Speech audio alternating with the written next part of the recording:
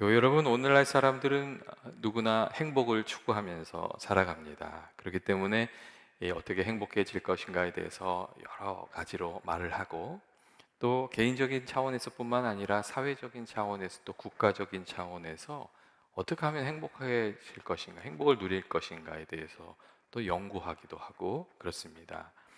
프랑스의 그 세계적인 여론조사 기관인 입소스에서 만 18세부터 74세 성인 22,506명을 대상으로 어, 조사를 했는데, 세계 행복 지수를 조사해서 2023년 보고서를 얼마 전에 발표했어요.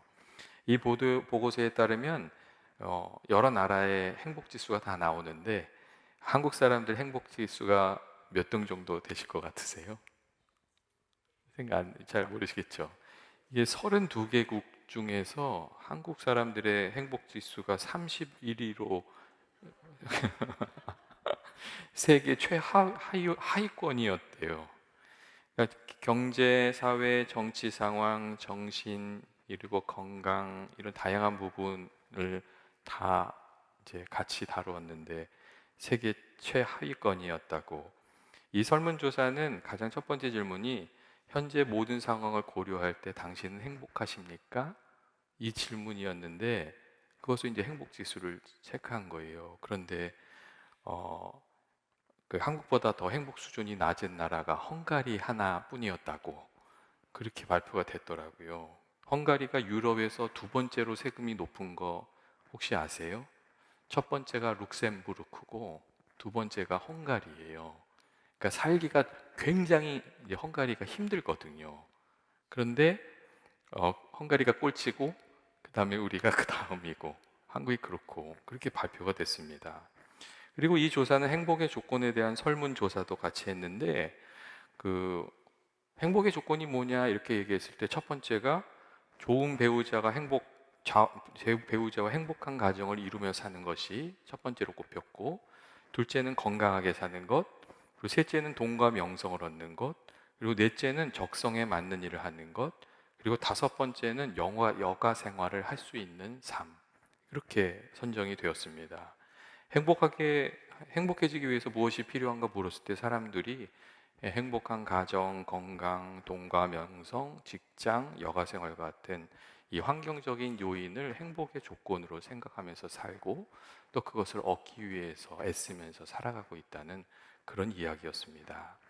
그런데 이런 연구 결과를 이렇게 보면서 늘 문제가 되는 것은 무엇이냐면, 우리가 생각하고 있는 그 행복의 조건이 충족될 때 우리는 정말 행복해지는가 하는 질문입니다. 왜냐하면 행복이 충족된 그런 조건을 누리면서도 행복감을 느끼지 못하면서 살아가는 경우가 많이 있기 때문에 그렇습니다. 만일 조건에 따라서 행복하다면 형편이 좋으면 더 행복해야 되잖아요. 그런데 그렇지 않은 경우가 많이 있다는 거죠. 정치적으로나 경제적으로나 문화적으로 풍족한 나라들이 이 행복 지수를 따지면 10등 안에 들지를 못합니다. 참 이상한 일이죠. 이런 점들은 행복감을 느끼기 위해서 이 행복의 조건이 필요하긴 하지만 그것이 필요 충분 조건은 아니라고, 행복의 조건이 충족된다고 해서 반드시 행복한 것은 아니라고 이렇게 이야기해 주고 있습니다. 그래서 이 캐나다의 심리학자인 조던 피터슨 같은 사람은 뭐라고 얘기하냐면요, 행복을 인생의 목적으로 삼지 말고 사명을 인생의 목표로 삼고 살아야 행복감을 느끼면서 살아갈 수 있다는 그런 이야기도 합니다. 이 조던 피터슨은 뭐라고 얘기하냐면, 행복을 인생의 목표로 삼고 사는 경우 자신이 얻고자 하는 행복의 조건을 얻지 못하면 굉장히 불행함을 느낀다는 거예요. 원하는 것을 얻으면 행복하고, 원하는 것을 얻지 못하면 불행하고, 이제 그렇다는 거죠. 그런데 살다 보면 우리가 아는 게, 많은 경우 원하는 것을 얻는 경우보다 얻지 못하는 경우가 훨씬 많기 때문에 이 행복의 조건을 추구하면서 살아가면 불행한 날들이 더 많은 것이라고 이제 그런 이야기를 해주고 있습니다. 반면에 우리가 이 사명을 따라 살아가게 되면 상황이 어떠하든지 행복감을 느끼면서 살 수 있다고, 목표를 향해서 달려가면서 수고하고 애쓰는 그 과정 속에서도 우리가 기쁨을 발견할 수 있기 때문에 이렇게 늘 행복감을 느끼면서 살 수 있는 것이라고 그런 이야기를 좀 하고 있습니다. 그래서 이제 행복을 따라다니는 삶을 살지 말고 행복이 따라오는 삶을 살아라는 그런 이야기도 있죠. 그러니까 하나님께서 말씀하시는 복된 삶을 이렇게 살아가다 보면 행복감이 따라올 수 있게 하라고, 그런 삶을 살라고 이제 그런 이야기를 하고 있습니다. 그리고 오늘 말씀도 우리들에게 그런 이야기를 해주고 있습니다. 오늘 말씀 보시면 예수님께서 너희가 이것을 알고 행하면 복이 있으리라, 그런 말씀을 해주십니다. 예수님께서 말씀하신 복된 삶의 길을 깨닫고 그 가르침에 따라서 살아가면 하나님이 주시는 그 행복한 삶을 살 수 있을 것이라고 그렇게 말씀해 주신 겁니다. 여러분, 예수님께서 말씀하시는 행복한 삶의 길은 어떤 것입니까? 그것은 첫 번째로 하나님을 가까이 하면서 살아가는 삶을 말합니다. 우리가 하나님을 마음에 모시고 살아가게 되면 하나님께서 우리들의 마음속에 기쁨이 되시고 평강이 되어 주시기 때문에 그렇습니다. 예수님을 마음에 모시고 성령님께서 우리 마음속에 찾아오시면 우리 마음속에 있는 그 걱정도 근심도 떠나가고 우리 마음속에 있는 평강이 회복되고 기쁨이 회복되게 됩니다. 특별히 예수님께서 나를 사랑하시고 나와 함께 하시고 나를 돕는다는 것을 우리가 깨우치게 되면, 그 마음에 믿어지면 삶에 여러 가지 어려움이 있어도 마음의 기쁨을 가지고 살아갈 수 있게 됩니다. 예전에 제가 읽은 글 중에 이런 이야기가 있었어요. 어떤 사람이 영국에 여행을 갔는데 그 가이드와 함께 영국 여왕이 일하던 그 궁전에 방문하게 됐대요. 근데 그 여행을 안내하던 가이드가 그렇게 얘기하더랍니다. 와, 오늘은 여왕님이 궁궐 안에 계시군요. 궁전 안에 계시군요. 그렇게 얘기를 하더래요.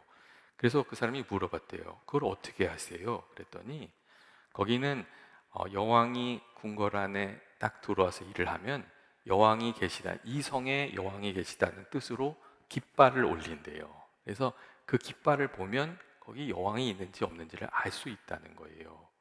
근데 이 이야기를 하시면서 그분이 맨 마지막에 이런 이야기를 했어요. 성 안에 영국 여왕이 계시다는 표시가 그 성에 걸린 깃발이라면 우리 삶 속에 주님이 계시다는 표시는 무엇이 되겠느냐고. 우리 삶 속에, 그리스도인의 삶 속에 예수님이 계시다는 한 가지 표시는 기쁨이 될 것이라고. 왜냐하면 예수님이 우리 마음속에 계시면 그 삶의 어두움이 물러가고 평강이 찾아오고 기쁨이 안에서부터 샘솟기 때문에 기쁨이 그리스도인의 표시라고 그런 이야기를 했습니다. 우리가 예수님 만나면 우리 마음이 밝아지지 않습니까? 마음을 어둡게 하던 어둠이 물러가고 평강을 회복하게 됩니다. 그래서 우리가 늘 기도 가운데 예수님을 우리 마음속에 모시고 살아가고 또 이렇게 주님을 의지하면서 살아가는 삶이 좀 필요한 줄로 믿습니다. 주님, 오늘도 내 마음 가운데 찾아와 주셔서 내 마음에 소망이 되어 주시고 기쁨이 되어 달라고 이렇게 좀 기도하면서 살 필요가 있습니다. 그리고 이 찬송 생활도 우리 마음에 주님을 모시고 살아가는 여러분 방법이 됩니다. 우리가 이게 찬송을 드리면 찬송 중에 거하시는 주님이 우리 마음속에 찾아와 주시잖아요. 그리고 찬송을 통해서 아픈 마음도 위로해 주시고 힘도 주시고 기쁨도 회복하게 해 주시고 그렇게 해 주시잖아요. 그래서 우리가 기도로 또 찬송으로 예수님을 우리 마음속에 모시면서 살아가는 그 삶이 우리 기쁨을 누리면서 살아가는 삶인 줄로 믿습니다. 둘째로 예수님이 말씀하시는 이 행복한 삶의 길은 여러분 좋은 것을 날마다 심으면서 살아가는 삶입니다. 우리가 무엇이든지 심으면 그것을 거두기 때문에 그렇죠. 우리가 사랑을 심으면 사랑을 거두고 친절을 심으면 친절을 되돌려 받고 기쁨의 씨앗을 심으면 기쁨을 거두고 슬픔의 씨앗을 뿌리면 슬픔을 거두잖아요. 그렇기 때문에 우리가 복된 삶을 누리려면 거기에 합당한 씨앗을 심으면서 살아가는 것이 참 중요한 것 같습니다. 만약 우리가 좋은 것을 원한다고 하면서도 거기에 합당하지 않은 것을 심으면서 살아가면 여러분 그것을 거두기가 참 어렵습니다. 그러니까 기도 응답은 원하지만 기도하지 않으면 어떻게 되겠어요? 기도 응답 받기가 어려운 거죠. 그러니까 우리가 원하는 게 있으면 그것을 심으면서 살아가야 되는 것 같아요. 물론 우리가 환경이 안 좋으면 선한 것을 심고도 그것을 거두기가 힘든 때가 있어요. 하지만 그럼에도 불구하고 선한 것을 많이 심으면 반드시 거두게 되는 때가 있다고 성경이 우리에게 말씀해 주고 있습니다. 예전에 곽선희 목사님이 한 번은 그런 이렇게 목회자들 모아놓고 세미나 같은 걸 하시면서 그런 얘기를 하더라고요. 자기가 왜 이렇게 축복을 받았는지 거기에 대해서 생각해 봤다는 거예요. 그러면서 무슨 얘기를 했냐면 할아버지가 그러니까 곽선희 목사님 할아버지가 찾아오는 손님마다 그렇게 극진히 대접을 해줬대요. 어떤 사람이 찾아오던 그 사람을 잘 섬겨줬다는 거예요. 심지어 거지가 찾아와도 사랑방에 방을 내주고 식사를 대접하고 늘 그렇게 섬기셨대요. 그러면서 그런 얘기를 하면서 아마도 할아버지가 그때 심은 것을 내가 거두는 것 같다고 그런 이야기 하시는 것을 제가 들은 적이 있습니다.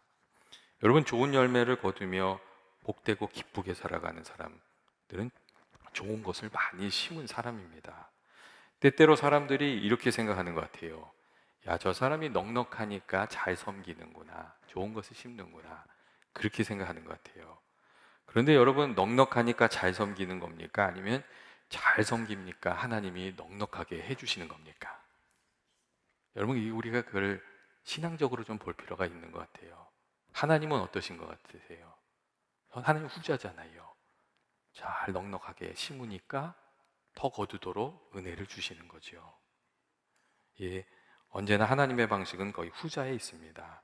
다른 사람에게 사랑을 심으면 사랑을 더 넉넉히 받게 해주시고, 다른 사람을 기쁘게 하면 내 마음에도 기쁨이 찾아오게 해주시고, 부족한데도 다른 이들을 섬기면 하나님이 넉넉하게 해주는 그런 은혜가 있는 줄로 믿습니다. 하여튼 기회가 오실 때마다 이 선한 것을 많이 심어서 좋은 것을 거두는 저와 여러분 되시길 원합니다. 마지막으로 예수님이 말씀하시는 행복한 삶의 길은 하나님의 종이 되어서 섬김의 삶을 사는 겁니다. 오늘 말씀을 보면 예수님께서 이 섬김의 삶의 행복을 거두는 길이 있다는 것을 알게 해주시기 위해서 몸소 제자들을 섬겨주시는 것도 우리가 알 수가 있습니다.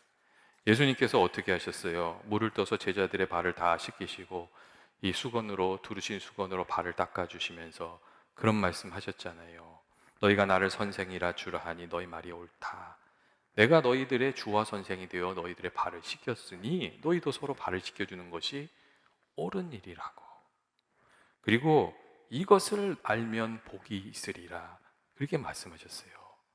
그러니까 특별히 예수님께서 섬김의 길을 아는 사람한테 복이 있을 것이라고 이렇게 말씀해 주신 거죠. 하나님의 종이 되어서 하나님 섬기고 이웃을 섬기는 이들이 하나님 주신 복을 누리면서 산다고 예수님 그렇게 말씀하셨습니다. 때때로 사람을 섬기는 것을 짐으로 알고 손해보는 것으로 아는 경우가 있는데 여러분 결코 그렇지 않습니다. 섬김은 하나님께 복을 받는 복된 인생의 길이고 또 다른 일을 많이 섬기는 사람들이 하나님께서 가까이 하시는 인생을 살아가게 됩니다. 고넬료가 그랬잖아요. 고넬료가 복을 받은 이유가 그가 비록 이방인이었지만 하나님의 마음에 합했거든요. 그 긍휼히 여기는 마음이 있었고 섬기는 삶이 있었거든요. 여러분, 하나님과 가까워지는 방법이 여러 가지가 있잖아요.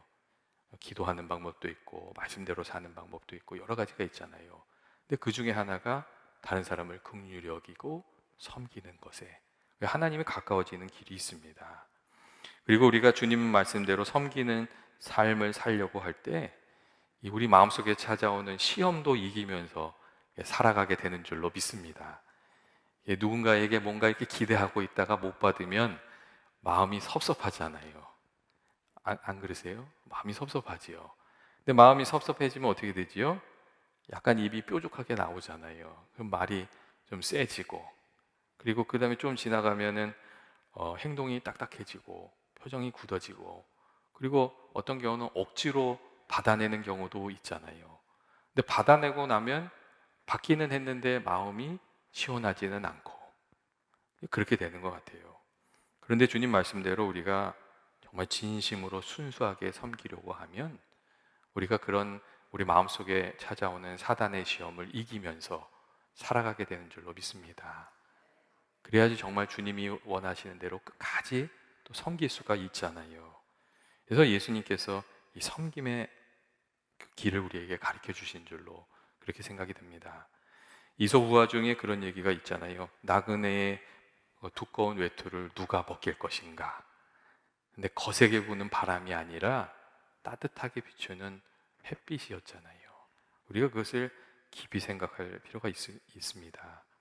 그리고 특별히 섬김이 복이 되는 이유는 하나님의 종이 되어 섬기는 중에 우리가 하나님을 알게 되고 그리고 하나님의 영광을 보기 때문에 그렇습니다. 예, 하나님이 원하시는 일을 하다 보면 어려운 때도 있고 감당하기 어려운 일들도 만나고 여러분 그렇지 않습니까? 그러면 마음이 그렇게 되잖아요. 이 주님이 해주셔야 되는데 그 마음이 들잖아요. 이 일은 정말 주님이 도와주셔야 되는데 그리고 그렇게 기도하게 되잖아요. 근데 그렇게 기도하면 또 하나님이 도와주시는 은혜가 있는 것 같아요. 그리고 하나님이 도와주시는 것을 이렇게 보다 보면 아, 하나님이 이렇게 일을 하시는구나. 이 고난 중에서 하나님이 이렇게 일을 하시는구나. 이렇게 길을 내시는구나. 하나님께서 이렇게 영광을 받으시는구나. 그런 것들을 고백하게 되는 줄로 믿습니다. 그게 사실 하나님의 종이 되어서 살아가는 이들이 발견하는 정말 큰 기쁨인 것 같아요. 우리 교회도 여러분 가만히 생각해 보면 그런 일들이 있었어요. 이게 늘 좋은 일도 있고 나쁜 일도 있고 이게 같이 가는데 하나님께서 주시는 은혜가 있어서 안 좋은 것을 덮으면서 이기면서 나아가게 되는 것 같아요. 그러니까 예를 들면 우리가 팬데믹 기간 중에 어려웠지만 팬데믹 기간 중에 저희가 또 나름 좋은 일이 있었습니다. 그때 저희가 모기지를 일반 모기지에서 그 교단 모기지로 총회에서 주는 걸로 바꿨어요. 근데 총회 모기지를 빌리려면 우리가 가지고 있는 빚의 10%를 디파짓을 해야 되거든요. 근데 그 상황에서 사실 우리가 10%에 해당되는 한 30만 불 돈을 교인들한테 헌금으로 받아서 옮기려고 하면 불가능한 일이었어요. 근데 그때 잘 아시지만 PPP도 나오고 막 그랬잖아요. 근데 그런 것들이 다 모아지니까 그때 그 모기지가 교단으로 옮길 수가 있었어요. 그러니까 하나님께서 또 어려운 때도 그런 은혜를 또 주시는 거죠. 그리고 조이랜드가 나갈 때는 또 걱정하시는 분들이 있으셨거든요. 근데 조이랜드가 나가고 더 좋은 사람들이 들어오게 되면 그게 또 화를 복으로 바꿔주시는 하나님의 은혜가 있는 거잖아요. 그러니까 우리가 믿음으로 이렇게 주의 일을 하다 보면 그런 은혜들을 보면서 살아가게 되는 것으로 저는 그렇게 생각합니다. 기도하는 이들이 알게 되는 귀한 은혜인 것 같습니다. 여전히 우리들에게 주어진 일들이 많이 있지만 하나님께서 도와주시면 그 일이 기쁨이 되고 주께 영광이 되고 또 우리들의 믿음의 증거가 될 줄로 믿고 하나님의 신실한 종으로 살아가는 저와 여러분이 되시길 원합니다. 이 하나님의 종으로 사는 삶은 여러분 무거운 짐이 아닙니다. 이 종이 되어 살아가는 길은 사실은 주님을 아는 기쁨을 알게 되는 복된 길입니다.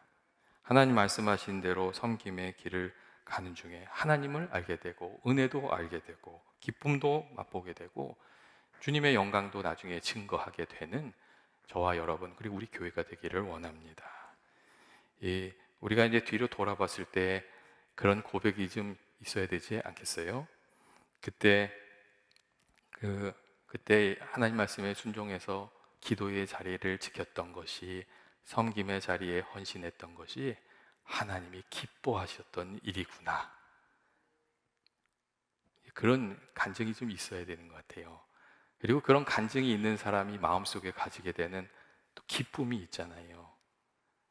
이제 사실 우리 어르신들이 그런 삶을 살아오셨잖아요. 과거에 내가 그때 교회 어려우실 때 또 주께 드렸던 그 사랑이 있었고 그 헌신이 있었고 그런 그것이 내게 자랑이 되는 그런 부분들이 있으시잖아요. 우리가 살아가면서 그런 부분들이 꼭 있어야 되는 것 같아요. 그리고 앞으로도 그와 같이 하나님 기뻐하시는 내가 삶을 살았다 이런 고백이 있는 저와 여러분 되시기를 주의 이름으로 축원드립니다. 사랑의 주님, 은혜의 주님, 오늘 저희들 이렇게 나와서 주께 예배하며 또 기도하고 또 저희들 헌신할 수 있게 해주셔서 감사합니다. 하나님 아버지, 오늘 저희들 애녹성교회에 헌신 예배를 드렸는데 아버지 애녹성교회 회원 한 분 한 분 주님께서 기억하여 주셔서 늘 그 건강을 지켜주시고 믿음 안에 강건하게 하시고 아버지 기도의 자리에서 주님 만나 주셔서 아버지 그 기도의 자리가 주님과 교제하는 신령한 자리가 되게 하여 주옵소서. 주께 드려지는 기도마다 주님 응답되게 하시고 주님께서 함께해 주시는 그래서 그 마음에 평강이 넘치게 하여 주옵소서. 연합의 교우들을 주님께서 기억하여 주시길 원합니다. 어느 곳에 있든지 주께서 함께하여 주시고 지켜주시고 인도해 주시길 원합니다. 각 가정에 주님께서 은혜 베풀어 주셔서 주의 사랑이 넘치게 하시고 아버지 각 가정에서 드려지는 기도가 응답되는 은혜가 있게 하여 주옵소서. 특별히 자녀들에게 은혜 베풀어 주셔서 어느 곳에 있든지 주님께서 붙들어 주시길 원합니다. 그 마음에 주님께서 함께하여 주셔서 아버지 주의 뜻을 분별하여 주님과 함께 동행하는 자녀들 되게 하시고 아버지 기도가 응답되게 하여 믿음의 증거가 있는 또 자녀들도 되게 하여 주옵소서. 교회를 위해서 아버지 간절히 기도하는 기도의 제목들 주께서 기억하여 주실 줄 믿습니다.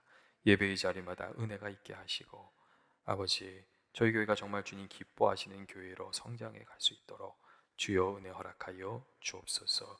귀한 믿음의 일꾼들이 세워지게 하여 주옵시고 아버지께서 저희들에게 주의 마음을 허락하여 주셔서 아버지 주님의 마음으로 교회를 섬기고 또 교회를 세워가는 저희들 되게 하여 주옵소서. 예수님의 이름으로 기도합니다. 아멘.